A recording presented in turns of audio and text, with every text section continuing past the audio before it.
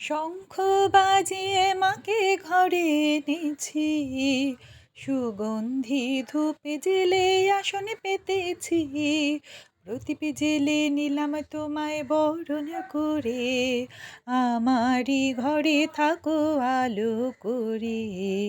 এসো মা লক্ষ্মী বসো ঘরে, আমারই ঘরে থাকো আলো করে।